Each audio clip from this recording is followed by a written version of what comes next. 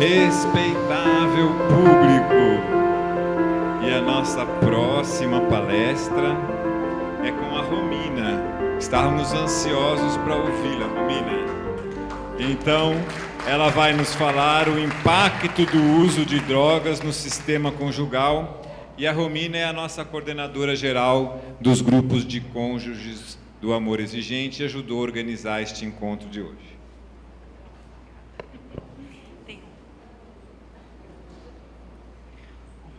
Como vai você?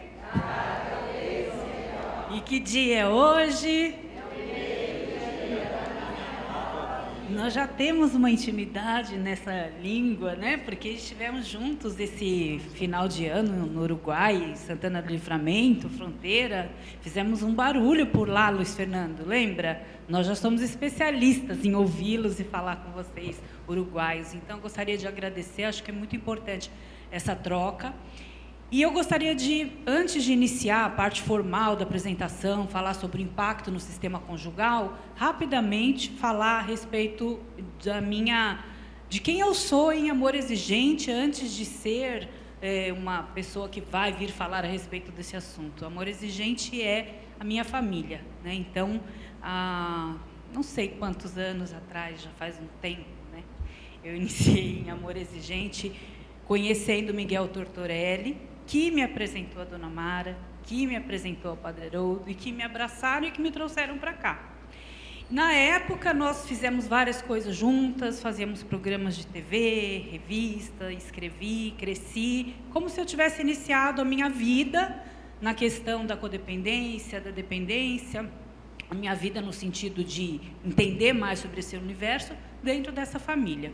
Claro que eu vim em busca disso, porque eu tenho uma história pessoal, a minha história é em relação a um cônjuge com o qual eu fui casada durante 12 anos, e com ele tive uma filha, que hoje tem 21 anos, Dona Mara, na época ela era pequenininha, então já faz tempo nessa história. E hoje retornar aqui no papel de alguém que está coordenando os grupos de cônjuges num nível maior, numa ideia de poder proliferar esse nosso trabalho que foi iniciado com o Miguel, com a Dona Mara, com a Maria Helena, com quem eu tive o prazer de passar tardes e tardes na casa dela escrevendo a primeira apostila, né, onde nós fizemos juntas, e poder hoje trazer para vocês não só a minha experiência pessoal, mas toda essa história de Amor Exigente é que me mobilizou a ir em busca de aprofundamento. Então, quando nós estávamos no programa, vinham as perguntas, as cartas que chegavam,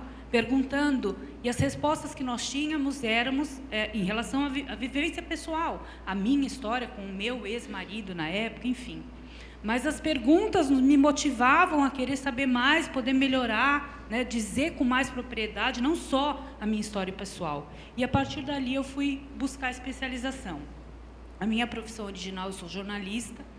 Aí eu fui me especializar em terapia familiar na Unifesp, para poder ter realmente condições de estudar a família em todo o seu contexto, de poder pesquisar na área, e acabou, depois disso, sendo convidada, fui convidada pelo Dr. Ronaldo Laranjeira, nosso grande psiquiatra, para fazer parte da equipe de pesquisadores. Tive a oportunidade de viajar ao Brasil, pesquisando codependência nos grupos de Amor Exigente, nas clínicas, nas comunidades. Aí eu passei a ministrar aulas no curso de psicologia sobre terapia de família. E assim, nem vamos continuar muito, porque senão vamos ficar só nisso, né, a história. Mas o que eu queria dizer para vocês é que estar aqui hoje é como retornar à minha casa. Então, eu me sinto muito acolhida, muito amparada, e gostaria de dividir com vocês a parte teórica e técnica e de pesquisa que eu venho fazendo, mas com o olhar realmente de alguém que nasceu aqui e que estou muito feliz de poder compartilhar esse momento com vocês. Então, quando a gente pensou nessa questão de falar do sistema conjugal, óbvio, pelo fato de falarmos do grupo de cônjuges, imediatamente pensamos em falar do sistema filial, que foi o primeiro tema trazido hoje pela manhã pela Roberta, dentro desse contexto. porque nós sabemos aí que o impacto está quase junto. Eu vou mostrar isso um pouco para vocês durante os resultados de pesquisa, mas só para entender, né, que hoje para falar de família, eu preciso falar de sistema familiar, de relações, de dinâmicas, e é isso que eu gostaria de dividir um pouco com vocês. Deixa eu pegar aqui, peraí. É para aonde? Tem algum lugar específico? Aqui mesmo? Estou apertando o botão errado? Não está indo. Não sei se tem pilha. Se você pode mudar por aí, como que é mais fácil? Agora foi. Bom, então vamos lá. Em primeiro lugar, assim, não tem como eu abordar o assunto família sem dizer que dentro da terapia familiar sistêmica, a família é considerada um sistema aberto, ou seja, é um sistema composto por membros que interagem entre si e que são influenciados por ações externas e influenciam também o meio externo. Isso significa que nós recebemos demandas do externo e também influenciamos o meio. Por isso que muitas vezes aquela questão, nossa, mas meu filho era tão doce quando tinha 12 anos e agora com 18 está me dando tanto problema, porque dentro do sistema familiar vão receber, durante diversas fases, diversos inputs externos que vão fazer com que o meio se modifique.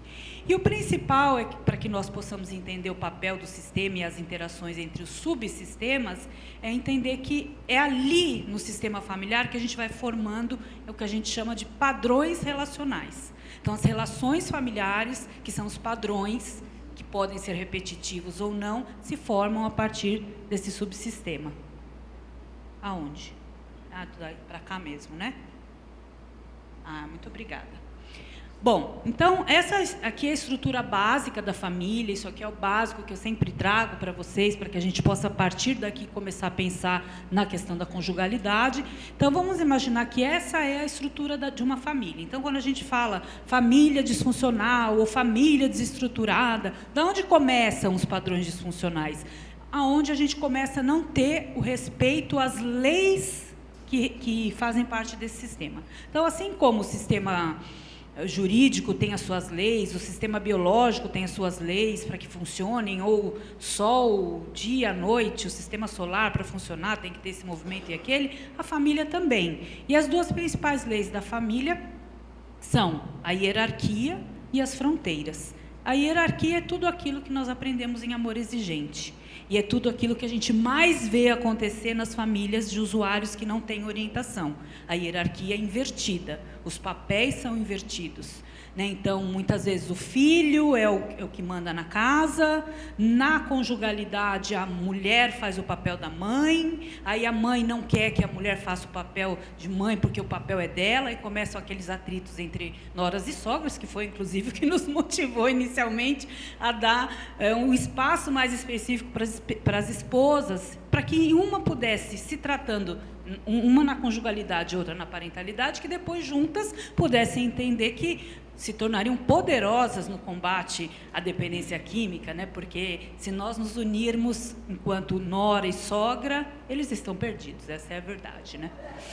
Mas ao invés de fazer isso, não, fica aquela disputa, não, puxa um pouquinho daqui, outro de lá, e não é para ser assim. Por isso que eu acho que essa questão do papel do grupo de cônjuge ajuda também nesse sentido. Então, vamos entender que o sistema, então, é formado pelo sistema conjugal, que é o homem e a mulher, e que hoje, em Amor Exigente, nós recebemos também casais que são compostos por homem e mulher e mulher. Então, essa é uma realidade que, talvez, no início, não me lembro dessa frequência, mas hoje nós temos, e nós temos que abraçar, acolher essas pessoas e entender que faz parte da família contemporânea. Então, são duas pessoas que saíram da sua família de origem e foram formar um sistema conjugal. Algumas dessas pessoas, inclusive, têm filhos, né? Quando adotam ou quando tem mãe de barriga de aluguel, essa coisa toda da questão dos pais quererem, dos casais homoafetivos também quererem ser pais. Então, recebemos também pessoas assim. Então, o quanto tem sido complexo, cada vez mais para nós entendermos a conjugalidade contemporânea. Abaixo vem o sistema parental, quando eles deixam de ser só casal, eles são também pai e mãe, e lá embaixo estão os filhos, isso na questão da hierarquia. E as fronteiras são os limites, ou seja, os limites entre os subsistemas. O que é isso? O filho daqui, ele não vai ocupar o papel do homem da casa. E muitas vezes isso acontece. Então, o pai saiu do sistema porque é dependente químico e a mãe elege um dos filhos para ser o homenzinho da casa. Só que esse filho é adolescente. Será que ele vai dar conta disso? Não vai. Depois vai haver uma disfunção, um adoecimento.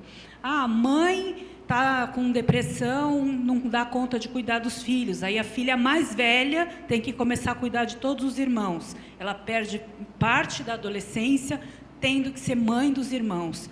Ela também vai ter questões, disfunções. Então, aí, olhando para o sistema, para a estrutura do sistema familiar, a gente começa a entender aonde começam as disfunções familiares e o porquê que a gente tem tanto espaço para o uso e abuso de substâncias, entre outras questões. Então, quais são as disfunções familiares com base nessa estrutura que eu mostrei para vocês? Alianças, exclusões, inversões de papéis, dificuldades na comunicação e as fronteiras rígidas ou difusas. Esses são os grandes vilões, digamos, das disfunções na estrutura da família. O que são alianças?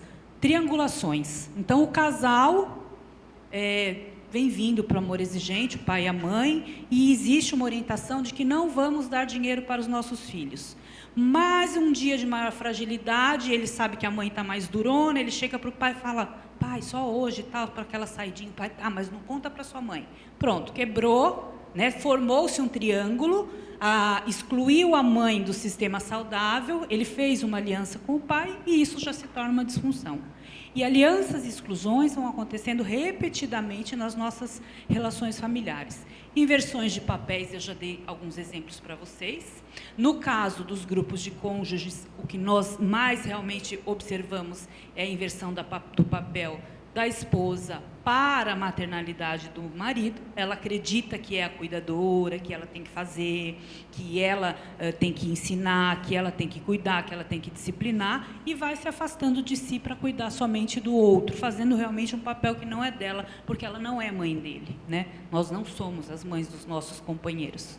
Dificuldades na comunicação, não conseguimos ter assertividade, e isso vem lá de trás. Então, quando eu nasci codependente ou virei codependente no dia que descobri que meu filho era usuário, não. Na verdade, eu já tinha dificuldade de falar não desde lá de cedo. Agora, eu cresci assim, continuo sendo assim e minha maior dificuldade é mudar a comunicação.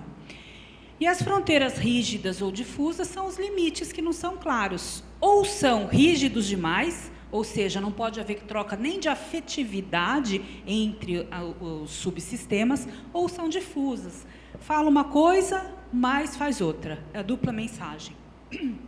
Esses dias mesmo, me lembro de um paciente que chegou no consultório, a família com problema, o menino com 20 anos fumando maconha, e o pai reclamando, tal. Aí ele falou: pai, mas eu fumo maconha à noite para relaxar, eu tenho muitas atividades que eu não dou conta no meu dia a dia. Hoje o peso para o jovem é muito difícil, né, das coisas, mais do que era para nós, parece. E aí, ao final, ele falou assim: mas o senhor toda noite antes de dormir tem que tomar um copo de uísque para relaxar? Por que eu não posso fumar minha maconha para relaxar? E como é que a gente faz para debater numa situação dessa? Porque nós estamos falando de duas substâncias psicoativas, uma lícita e uma ilícita. Claro que existe a hierarquia, não importa o que eu... Mas você não pode chegar para o seu filho e falar: não faça o que eu faço. Como é que é aquele... Exato. Não, olha, você não fuma maconha, mas eu vou tomar meu uísque antes de dormir para eu poder dormir relaxado. Então, essa questão da fronteira tem que ser bem clara. O que pode, o que não pode, é para para todos, né? Não questões diferentes e como é que a gente fala? 2 pesos e 2 medidas. Um outro conceito, e aqui ficou muito claro quando vocês foram falando a respeito de conjugalidade sempre é tempo, conjugalidade sempre é tempo, e que hoje, cedo, nós estávamos também num evento onde falamos de amor exigente, e cada vez eu me sinto mais feliz de pertencer e saber que o nosso trabalho inclui todas as fases do ciclo vital, né? Quais são essas fases? A fase de aquisição é quando eu saio da minha família de origem e adquiro um novo sistema. Então, como nós já falamos, o sistema conjugal, seja com um homem, com uma mulher, enfim, estou me unindo a outra pessoa para construir a vida dois e passo a viver, nesse momento também, a parentalidade. Caso-me e tenho filhos, estou vivendo a fase de aquisição. Depois disso, vem a fase adolescente. Na fase adolescente, nós costumamos achar que o problema são só eles, porque eles fazem essa cara para a gente, né? Principalmente quando a gente está de costas, assim, dando até a língua, né? E a gente falando, e, ai, mãe, me poupe, né? E a questão não é essa, que só os adolescentes têm essa questão. É que nós, pais, e isso também falamos bastante hoje, não estamos percebendo que os nossos comportamentos, na verdade, têm feito com que o período da adolescência esteja cada vez mais extenso, né? Então, se antes a adolescência, pela Organização Mundial de Saúde, era dos 11 aos 18, hoje nós conhecemos famílias que têm adolescentes com 50, né? E aí continuam tratando seus adolescentes como crianças, cuidando como se fossem crianças, e aí o sistema todo familiar, ele também precisa acompanhar a mudança. Não é só um que adolesce, é todo o sistema familiar. Então, muda-se a linguagem, há uma reconfiguração na relação entre os pais e os filhos, e há uma vivência de um novo ritmo. E aí, em Amor Exigente, nós aprendemos a exigir um comportamento compatível dos nossos filhos. Sem amor exigente, nós vamos continuar agindo como se eles fossem crianças, impedindo que eles tenham, na verdade, que vivenciar aquilo que tem que vivenciar, ou suas responsabilidades. A fase seguinte do ciclo vital é a fase madura. Nessa fase, normalmente, acontece a síndrome do ninho vazio, quando os filhos começam a sair de casa, a saída do primeiro filho, ou os pais e os filhos estão na mesma fase, os dois adultos, começa a vir já a terceira geração, ou os parentes por afinidade, as noras, os genros, e começa-se o cuidado com a geração mais velha. Então, essa fase é a terceira fase do ciclo vital. Já vou explicar para vocês por que eu estou explicando que fase é cada uma delas. E a fase última é aquela onde o que acontece é viver o presente, porque já começamos a viver, tivemos perdas demais, já temos visto muitas perdas, vivido muitas rupturas, lutos, temos nostalgia, então essa é a fase última da vida. Então, essas 4 fases, para que eu estou mostrando para vocês? Para mostrar para vocês que existem, quando a gente avalia uma família, não só a estrutura familiar, mas a gente avalia em que fase do ciclo vital essa família está quando ela vem trazer esse problema para nós. E existem agentes estressores do ciclo vital. Por que meu filho usa droga? Por que isso aconteceu comigo? Onde nós vamos buscar essas explicações na ciência, na terapia sistêmica? Que existem fatores estressores do ciclo vital, que são chamados de previsíveis, que são quais? Justamente as fases de transição entre os ciclos vitais. Então, por exemplo, saí da fase de aquisição e fui para a fase... saí da família de origem e passei para a fase de aquisição. Aí a gente acha, nossa, casamento, aquela coisa linda, lua de mel, etc., amamentar, mas não é só isso. Casamento tem toda uma responsabilidade, uma formação de papel que o indivíduo não tinha mais sozinho, que agora ele passa a ter, né? Só que imagine nós, né, mulheres, que na maior parte, falo mulheres, sabemos que temos muitos homens nos grupos de cônjuges, mas as mostram, e nos grupos também, que o percentual de mulheres é muito mais alto, então a gente acaba tendo essa linguagem, né? Mas a questão é, as pessoas, principalmente mulheres, que casam com seus usuários, como foi no meu caso, já sabendo que eles são usuários. Não é uma surpresa, nossa, descobri que ele usava drogas depois de 5 anos de casamento. Não, eu conheci, ele tomava uma cervejinha, abusava de vez em quando, mas era só uma cervejinha. E aí vai passando, e afinal de contas, como nós somos Mulher Maravilha, superpotentes, e o nosso amor pode salvar, eu sei que se eu casar, vai passar. E aí, lá vou eu tentar. Só que essa pessoa que já não dava conta de ser um filho, de estar na sua família de origem exercendo um papel saudável, porque já vinha fazendo uso, como é que ela agora vai assumir mais um papel de ser marido e pai com saúde emocional, se nem o anterior ela já conseguia? Então, vão se acumulando os papéis disfuncionais. Eu não posso não querer resolver o anterior para trazer algo novo. E aí as mulheres se frustram, porque, nossa, o problema é comigo. Aí vem a culpa, o que eu fiz, por que eu não dei conta, será que o problema sou eu? E aí começam a haver essas disfunções. Quando passa da fase do ciclo vital da aquisição para a adolescência, também é mais uma fase de crise, porque o sistema todo tem que adolecer. E aí, no caso, quando isso não acontece, a gente acaba tendo aí o índice maior de experimentação do uso de drogas na fase da adolescência, que é um momento de crise. Passar para a fase madura é crise. Maria Helena contou que está vivendo uma fase de crise, Foi um exemplo vivo hoje daquilo que a gente sabe. Então, essas fases de transição, elas são em si agentes estressores do ciclo vital. Porém, existem na linha horizontal, eu falo na linha do tempo do ciclo vital, esses previsíveis, que a gente já sabe que vão acontecer, mas existem os não previsíveis. Lutos precoces, então, crianças que, de repente, têm que fazer o papel de adulto porque perderam os pais. Ou perdi o pai da família e agora eu vou ter que começar a trabalhar fora e minha filha vai ter que cuidar da casa. Isso é uma disfunção que vai acontecer, mas que não era previsível, devido a um luto precoce. Um acidente que invalida algum membro da família e outro passa a desempenhar o papel. As doenças crônicas que invalidam, às vezes, as pessoas também dos seus papéis e outros vão fazer o seu papel. A violência intrafamiliar, que é um fator não previsível e que causa bastante disfunção, que hoje vocês tiveram aqui alguns exemplos falados pela doutora Ana, advogada.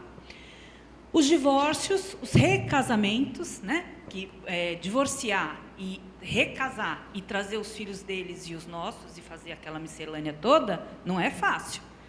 Tem os filhos que aceitam, os que não aceitam, as meninas que não aceitam os padrastos que também não querem muito ajudar, e assim vai. Assim como existe o contrário, mas são agentes estressores não previsíveis, porque nós casamos para ficar casadas para sempre, essa era a ideia.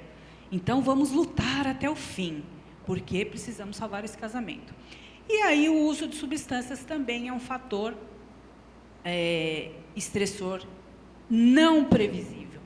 Quando o uso de drogas, nós descobrimos que alguém na família faz, no caso o filho, ou até o marido, antes da gente formar o ciclo, é um fator não previsível, é algo que a gente vai ter que lidar que não estava no contexto. E existem agentes estressores do ciclo vital na linha vertical. E aqui, só para ilustrar, esse é um modelo que nós aplicamos, que é chamado genograma, que é uma árvore genealógica da família que nós fazemos no primeiro atendimento, para que nós possamos entender quais são os fatores que vêm da transgeracionalidade familiar, aqueles que nós repetimos e não sabemos por quê. Os legados que a família nos deixa sem a gente querer receber, os mitos e segredos velados na nossa família, que às vezes a gente eu ouvi falar que talvez alguém foi adotado, mas nunca minha família fala sobre isso. Me parece que meu avô também era alcoolista, mas nunca deixaram abordar esse assunto. E isso, segredo de família, mito e legado, padrão, vem por transmissão transgeracional. Então, por mais que nós queiramos, às vezes, dizer eu nunca vou repetir tal coisa que meu pai fazia comigo ou que minha mãe fazia, de repente, quando a gente vê, a gente está fazendo igual, não sabe por quê e fica com raiva de si mesmo. Mas é simplesmente uma transmissão transgeracional, que é um agente estressor do ciclo vital na linha vertical. Então, para que entender tudo isso? Porque quando nós recebemos uma família, a gente precisa entender como funciona a estrutura familiar, como está a hierarquia, como estão os limites, quais são as fases do ciclo vital que estão sendo vivenciadas. Às vezes a pessoa está vivendo mais de uma fase ao mesmo tempo. Por exemplo, eu sou mãe de adolescente, mas ao mesmo tempo eu estou me casando novamente. Então, estou vivendo o sistema da adolescência ao mesmo tempo de aquisição. Imagine o acúmulo de papéis que isso representa. Então, isso também é um agente estressor. Agente estressor que a gente fala são pequenas crises que nós precisamos estar mais alertas, porque nesses momentos que podem acontecer as disfunções. E aí eu vou avaliar, não só na linha vertical como na horizontal, para conhecer essa família e o que acontece com ela. Aqui, em relação às pesquisas que eu falei para vocês, essa é mais recente. Durante os últimos 5 anos, eu estive à frente de um programa do Estado chamado Recomeço Família, onde nós fizemos uma pesquisa com 5.000 familiares de usuários que ainda está em manuseio para divulgação nacional, mas a gente tem alguns dados que nós já podemos usar, e eu venho usando para poder exemplificar, e que muitos complementam a pesquisa Lenad, que foi feita em 2013, que 85% das respondentes são mulheres. Então, a gente sabe que o público maior é o público feminino, por isso que muitas vezes a gente acaba se referindo a mulheres, mulheres, mulheres. E nessa pesquisa fica apontado que 48% são mães e 14% são esposas. Ou seja, em segundo lugar das pessoas que buscam ajuda para ajudar o dependente químico, são as esposas. Então, por que ter um grupo de cônjuges? Porque é o segundo público que quer atuar junto ao membro usuário. Ou seja, o segundo público que ainda nós podemos chamar de membro motivado, que tem interesse na atuação junto ao usuário. Então, ter cônjuges em amor exigente é responder a algo que está a olhos vistos. Nós temos um público de 14% dessas pessoas que são esposas. Quando eu falo esposas, também é muito importante que a gente lembre que os grupos não são compostos só de casais, né, o marido e a mulher. Nós temos casais no sentido de casais casados, temos pessoas que são parceiros, namorados, mas que têm relação afetiva, vincular. Acho que agora falou, agora ela lembrou de mim. Porque essas pessoas estão presentes no grupo. E não é porque não é especificamente um casal casado que aquele vínculo não vai ser transformador na vida do outro. Porque família não é só consanguinidade. Família é vínculo. Então, muitas vezes, uma namorada ou um namorado, ele pode representar o papel de alguém muito mais motivado do que, às vezes, a própria família está, né? Então, nos grupos, nós também temos, até a Regina lá briga, vão lá, brinca, né, fala, vão lá para o grupo das namoridas, né, ela fala, mulheres, parceiras, namoridas, esposas, vão todo lá para o grupo de cônjuges, e é mais ou menos isso, né? A gente vem percebendo que é eclético o nosso trabalho, e nós temos que acolher sempre da melhor forma, considerando todos os perfis. Essas pessoas, essas mulheres, 48 mães e 14 esposas, citam que tem outros dependentes químicos na família, 60%.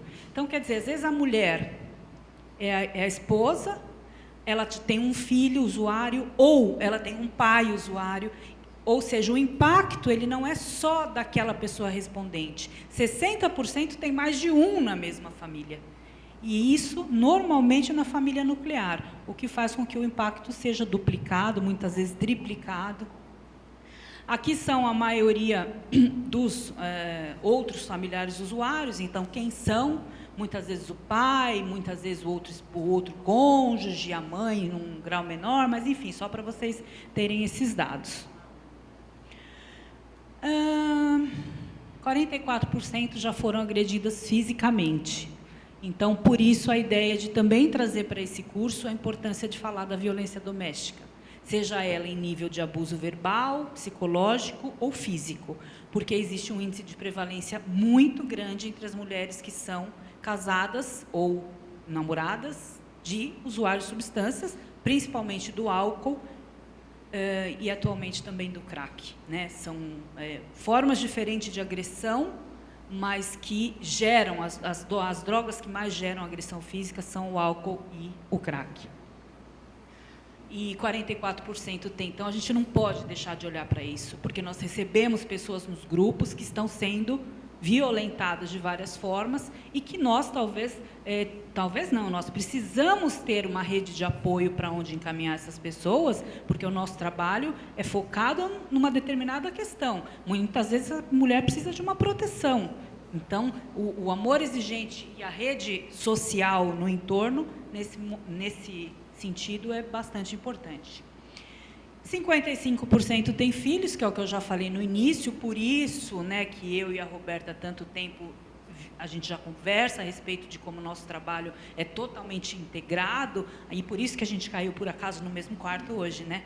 Disseram que foi obra da dona Mara, isso. As duas pararam no mesmo quarto sem querer. Vão ficar a noite inteira tricotando lá de conjugalidade, filhos, porque não dá para nós falarmos se 55% tem filhos, como é o impacto nesses filhos.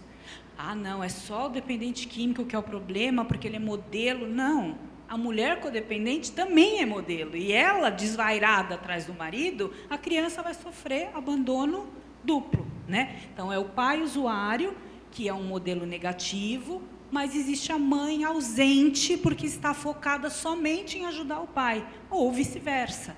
Então, essa criança, ela sofre um duplo abandono, e acho que a Roberta já falou bastante sobre isso de manhã, mas só para elucidar como a gente enxerga juntas essa questão.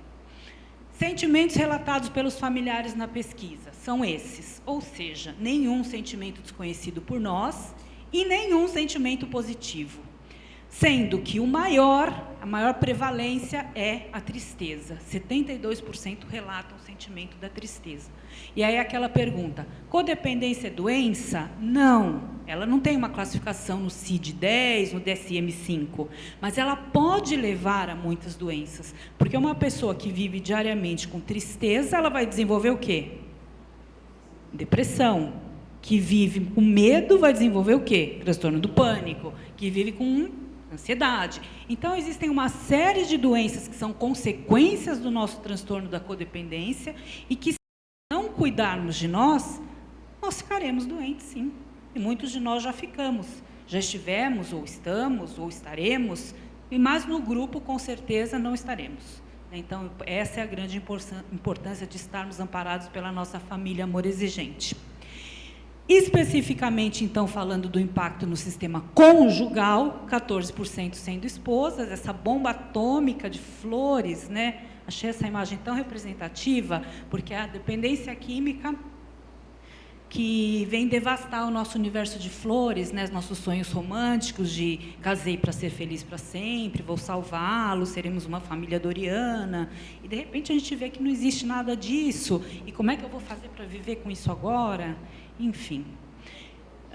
Quais são as funções do sistema conjugal? Isso já foi falado em alguns momentos por vocês durante a fala dos princípios.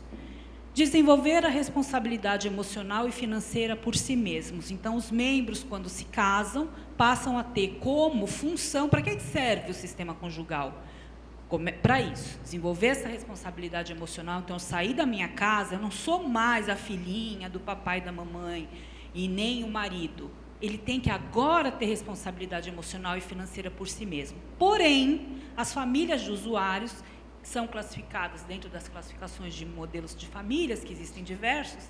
Existe um modelo chamado família bumerangue. Vai e volta. É aquela assim, vai, filho, mas se qualquer problema que você tiver, sua caminha da mamãe está aqui esperando você voltar. Ah, não está tendo dinheiro? Tá, vou dar uma força esse mês. Ah, no mês que vem também? Não, então eu continuo. Então, quer dizer, não empodera o sistema conjugal e ele fica fragilizado, né? Porque ele sabe que se ele já tem uma dificuldade em assumir as suas questões emocionais e financeiras, e existe uma família simbiótica que não empodera a sua autonomia, ele vai ficar acomodado. E isso vai ter problema com o outro membro do sistema conjugal. Diferenciação da identidade em relação à família de origem, ou seja, agora minha família de origem que tem esse problema, está aqui. O que eu vou desenvolver daqui para frente, eu não preciso repetir os padrões da minha família. Mas eu só vou entender isso quando eu tiver contato com isso. Senão eu vou só reproduzindo e não sei por quê. Desenvolvimento de relacionamento íntimo, que é uma grande dificuldade na codependência, porque nós costumamos ter relacionamentos superficiais com receio de sofrermos aquilo que sofremos antes. Então, para não sofrer de novo, eu fico só na superficialidade.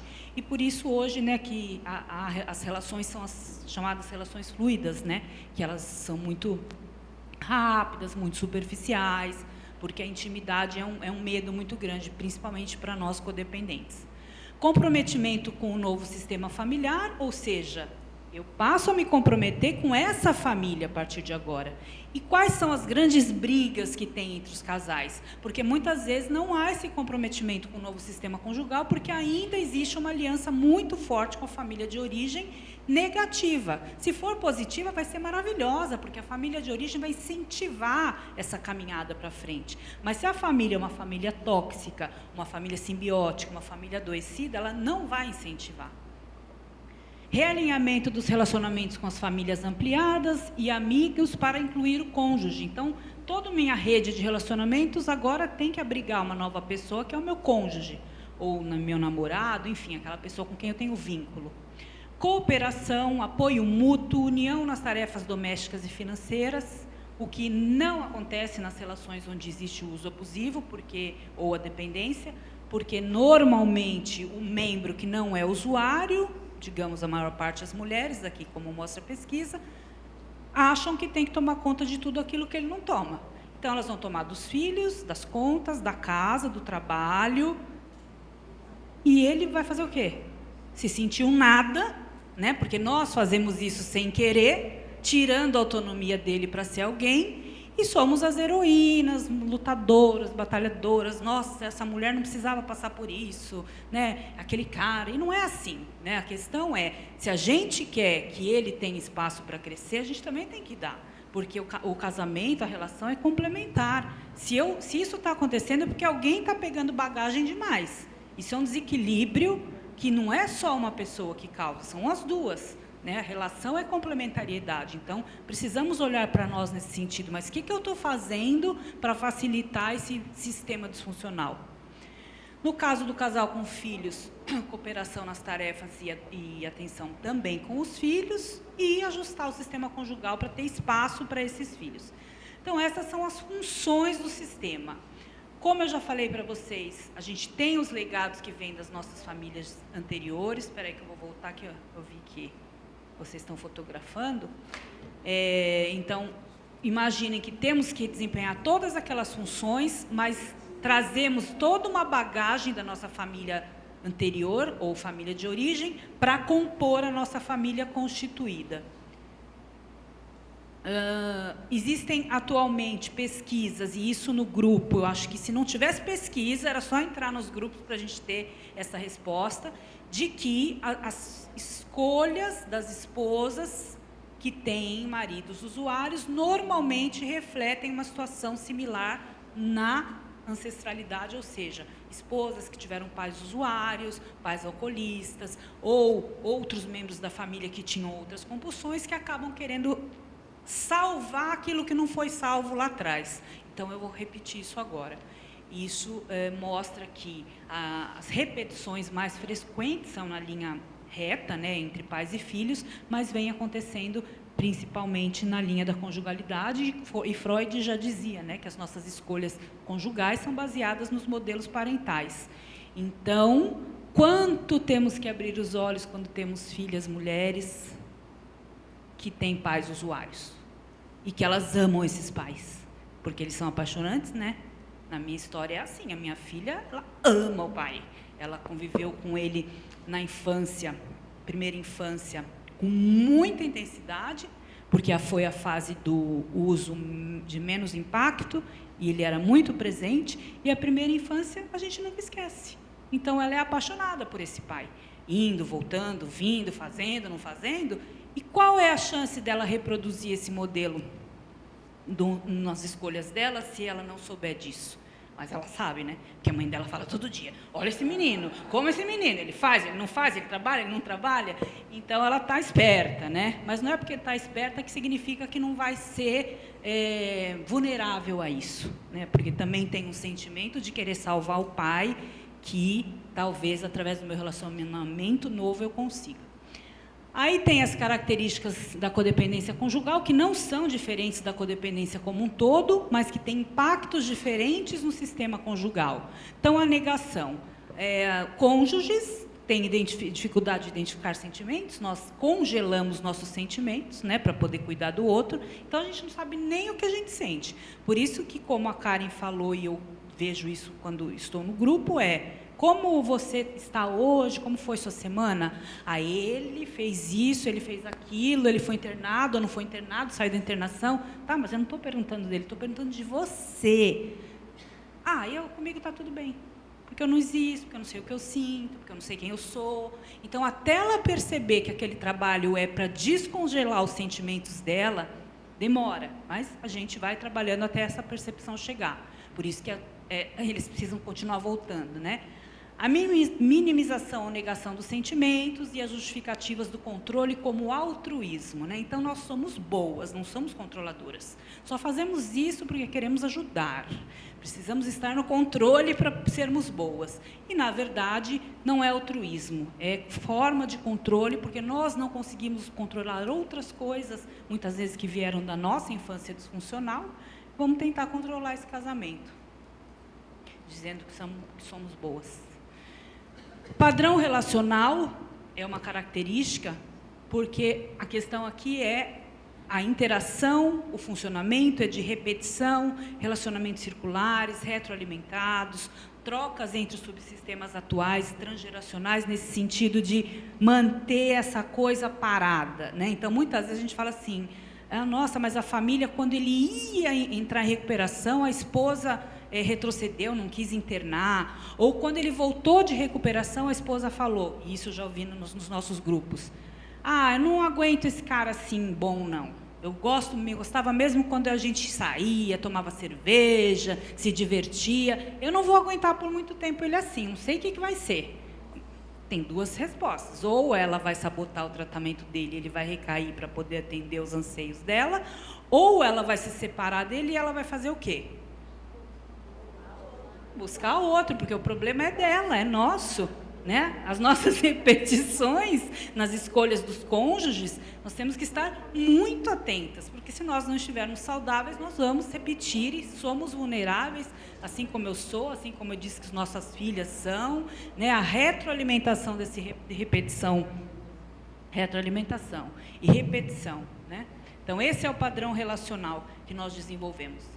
A baixa autoestima, né? Então, isso é do codependente, dificuldade para tomar decisões, depreciação dos próprios pensamentos, palavras e ações. Nós achamos que nunca somos suficientemente bons. Vergonha do reconhecimento de elogios ou presentes, dificuldade de conhecer e validar as necessidades, necessidade de aprovação dos outros, enfim, nem eu estou enxergando aqui direito. Mas a questão é que a nossa baixa autoestima, e quando a gente fala em culpa, né, voltando para o princípio da culpa, por que eu tenho tanta culpa? Porque eu sou um abraçador de culpa, eu tenho baixa autoestima, então tudo que quiserem jogar para mim, a culpa é minha, né? Então, por isso que a gente se sente tão culpado. Caiu, culpa minha. O filho viu brigando, culpa minha. O filho não viu brigando, culpa minha também. Porque a minha baixa autoestima. E o usuário, ele sabe dizer para você, foi sua culpa. E a gente abraça rapidinho, né? Foi. E ele sabe também dizer, eu te espanquei ontem, porque, afinal de contas, a sua saia estava curta demais. Aí você fala, acho que estava. Acho que ele tinha razão. Então, na doença, infelizmente, é assim, né?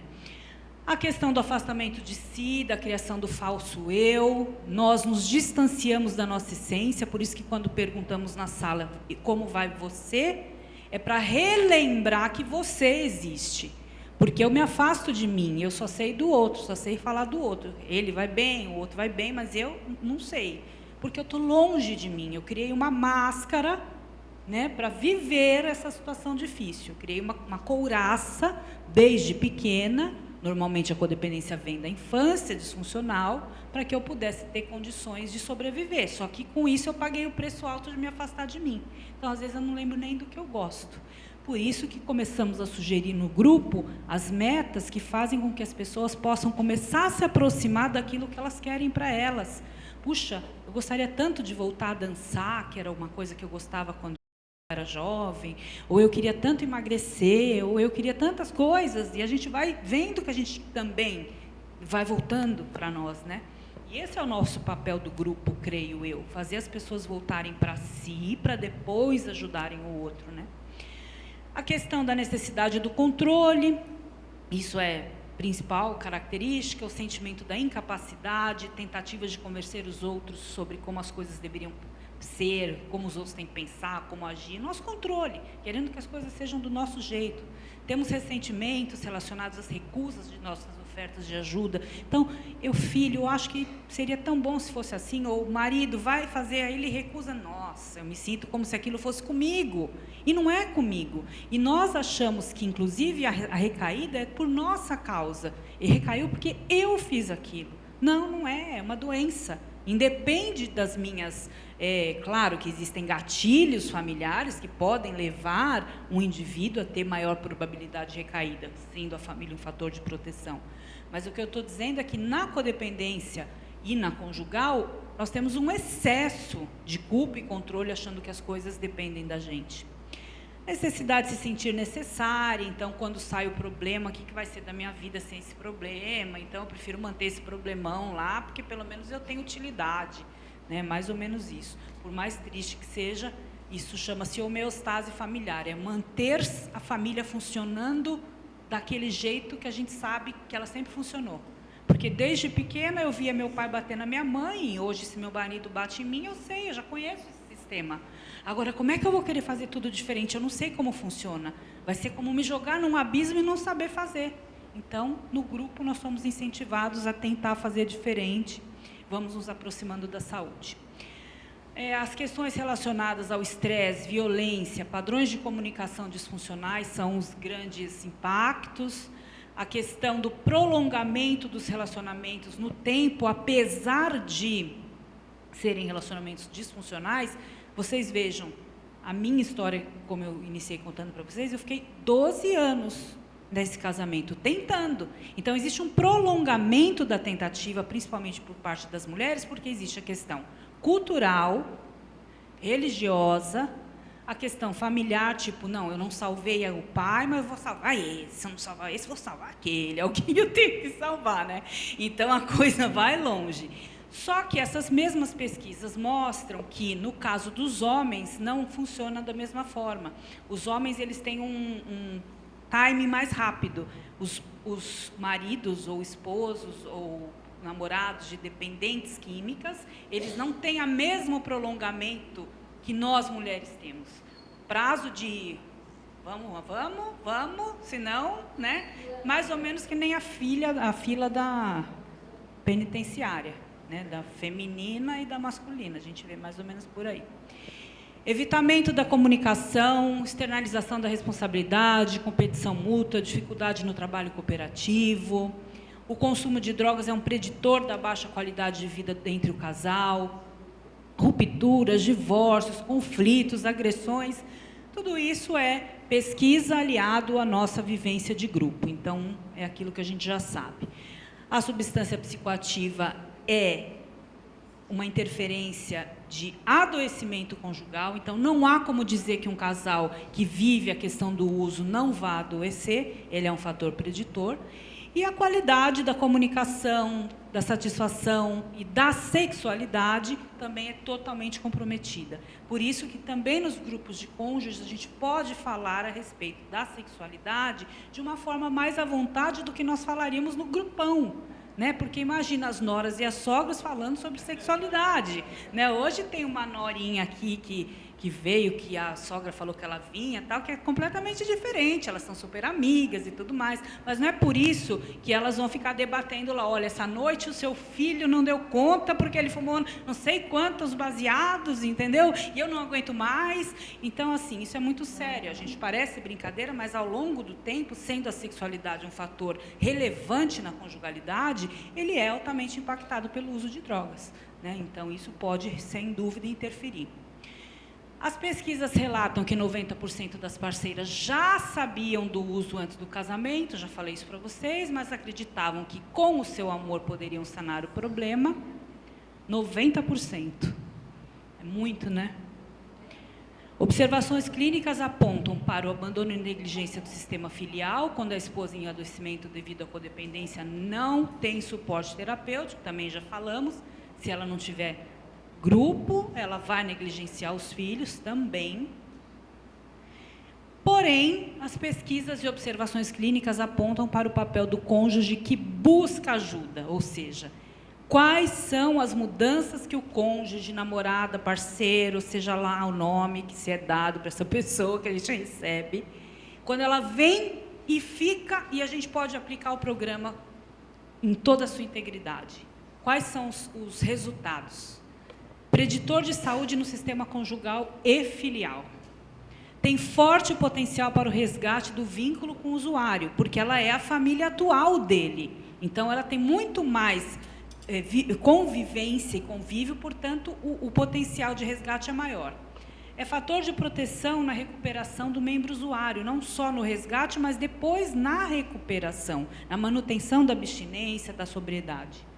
Adota a postura de autoconhecimento e autocuidados, que é muito importante, né? Porque aquela coisa, esquecemos de nós por um tempo, vamos para o grupo de cônjuges, somos convidados a lembrar de nós, reconhecermos, vamos lá, raízes culturais, quem sou eu, quem é minha família, o que eu gosto, o que eu não gosto, para depois eu pensar em cuidar do outro. Passa a se enxergar como indivíduo e não mantém relação fusionada. O que é relação fusionada? É a maior parte das relações entre casais onde existe a dependência química, relação de dependência afetiva, né? Um depende afetivamente do outro e emocionalmente. Eu estou bem, se o outro está bem, faz uma coisa só, somos uma coisa só, se um está bem, outro está bem, se está bem, não está bem, e fica aquela miscelânea. Eu esqueço que eu sou um indivíduo e que ele é outro. Então, com o trabalho terapêutico ou do grupo, a gente consegue enxergar que essas pessoas começam a se olhar como indivíduos e não mais como uma bola ali dentro da relação, né? Reconhece sua parte no processo de retroalimentação, ou seja, percebe quais são os seus gatilhos de facilitação para com o outro e começa a mudar o comportamento, passa a buscar a relação saudável e o desenvolvimento do amor próprio, que já foi falado aqui também, né? Então, que amor é esse do amor exigente? É o próprio também. E nem sempre, infelizmente, a gente vai conseguir salvar o nosso cônjuge naquela relação. Mas se nós conseguirmos salvar a nós mesmos e tivermos uma outra relação com esse cônjuge saudável, tudo bem também. O importante é ter saúde no sistema familiar. Se a gente está morando junto, é casado e está tudo bem, ótimo. Mas se a gente se separou e separado a gente é feliz e a nossa filha tem saúde, ele tem, eu também, maravilha. O importante é ter vínculo saudável. E muitas vezes a gente recebe no grupo mulheres que já ficaram viúvas de usuários e que foram impactadas e que vêm se tratar. Mulheres que já se separaram, mas que estão buscando ressignificar o seu papel de codependente para não repetir o padrão, né? Então, olha o papel desse grupo de cônjuge, ele é muito amplo e é isso que a gente tem como objetivo, sensibilizar as pessoas para entenderem a importância desse nosso trabalho. Reconhece sua parte do processo e passa a buscar a relação saudável, desenvolve amor próprio, retrocedendo no processo de codependência e dependência afetiva, né? E esses, então, são os resultados. Faltou uma tela que tinha uma flor bonita, muito obrigada, não sei onde foi parar, mas no de amanhã eu ponho também mais uma flor. Então, hoje a gente falou um pouco mais dessa parte técnica, amanhã a gente vai ter outros 2 momentos juntos, né, de espiritualidade, de manhãzinha, bem cedinho, é um jejum praticamente que vocês me propuseram, né? Faça jejum espiritual para poder mostrar o quanto você está em recuperação. E depois a gente fala a respeito dos projetos dos grupos de cônjuges para o biênio, né? O que a gente vem propondo e com a ajuda de vocês hoje, com esse grupo coeso que a gente vai sair daqui, como nós havíamos falado, Dona Mara, no início, não importa o número, mas desde que as pessoas que estejam aqui agora, que nós possamos ter um entrosamento, de forma que a gente possa levar, replicar essa mensagem da importância do crescimento dos grupos de cônjuges, tá certo? Muito obrigada a todos.